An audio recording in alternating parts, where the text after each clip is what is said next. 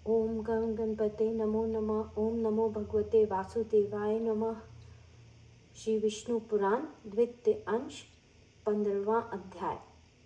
त्रिभुका निदाद को अद्वैत को ज्ञान का उपदेश।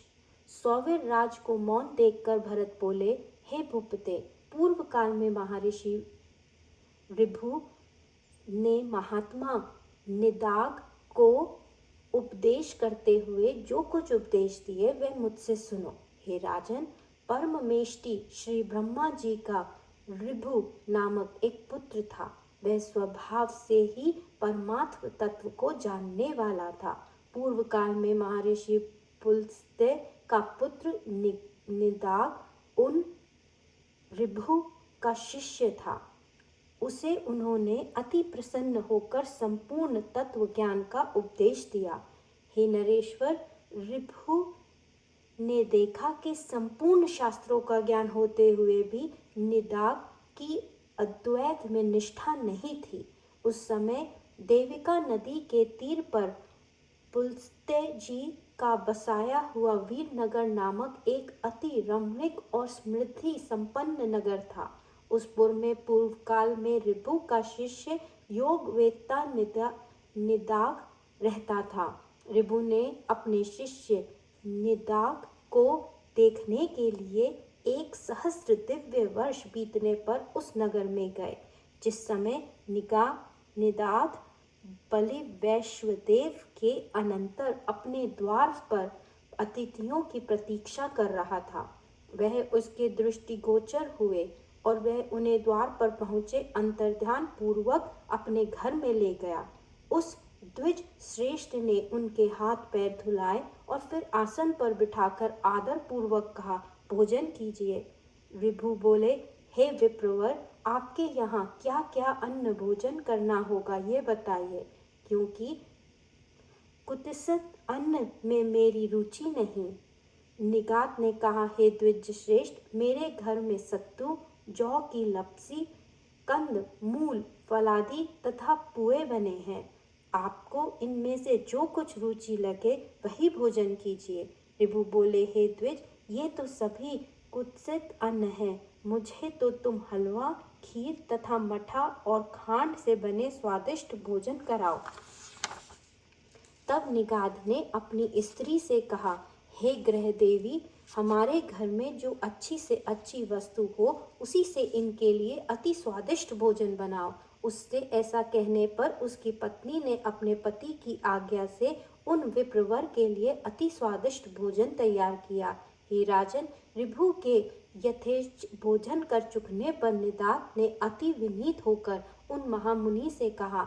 निदाग बोले, हे द्विज, कहिए, भोजन करके आपका चित्त स्वस्थ हुआ ना? आप पूर्णतया तृप्त और संतुष्ट हुए ना? हे विप्रवर, कहिए, आप कहाँ के रहने वाले हैं, कहाँ जाने की तैयारी में हैं और कहाँ से पधारे हैं? ऋभु बोले, हे ब्राह्मण, जिसको क्षुधा लगती है उसी की तृप्ति भी हुआ करती है। मुझको तो कभी क्षुधा ही नहीं लगी, फिर तृप्ति के विषय में तुम क्या पूछते हो? जठराग्नि के द्वारा पार्थिव धातुओं के क्षीण हो जाने से मनुष्य को क्षुधा की प्रतीति होती है और जल के क्षीण होने से तृषा का अनुभव होता है। हे द्विज, ये क्षुधा और तृषा तो देह के ही धर्म हैं, मेरे नहीं। अतः कभी क्षुधित न होने के कारण मैं तो सर्वदा तृप्त ही हूँ।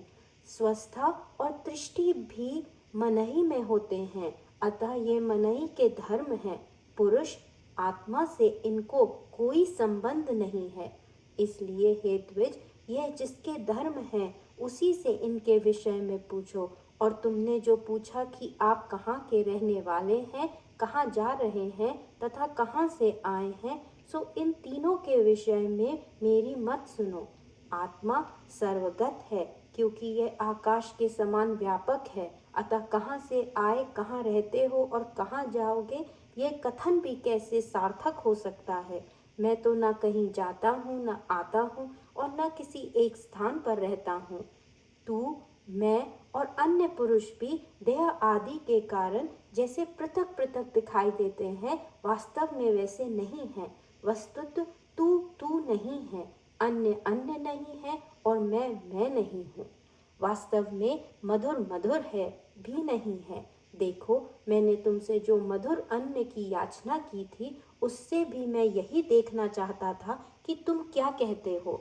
हे द्विजश्रेष्ठ, भोजन करने वाले के लिए स्वादु और अस्वादु भी क्या है, क्योंकि स्वादिष्ट पदार्थ ही जब समय अंतर से अस्वादु हो जाता है तो वह भी उत्तेजनक होने लगता है। इसी प्रकार कभी अरुचिकर पदार्थ रुचिकर हो जाते हैं और रुचिकर पदार्थों से मनुष्य को अद्वैय हो जाता है।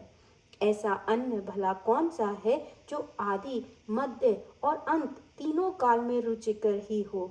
जिस प्रकार मिट्टी का घर मिट्टी से लीपने पोतने से दृढ़ होता है, उसी प्रकार ये पार्थिव देह पार्थिव अन्न से परमाणुओं से पुष्ट हो जाता है।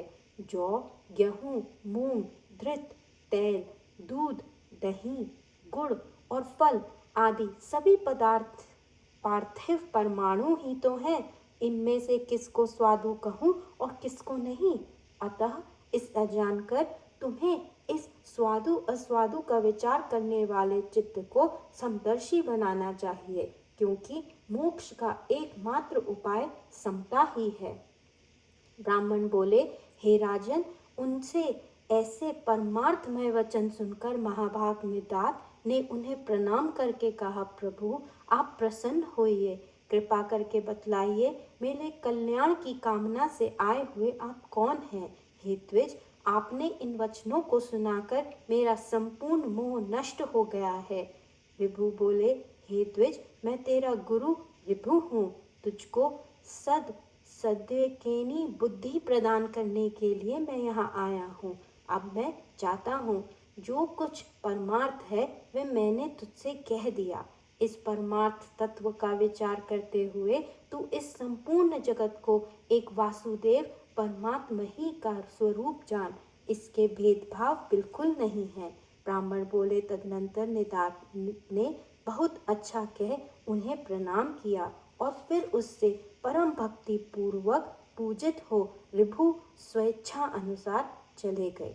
इस प्रकार श्री विष्णु पुराण के दूसरे अंश का 15वां अध्याय समाप्त। ओम नमो भगवते वासुदेवाय नमः।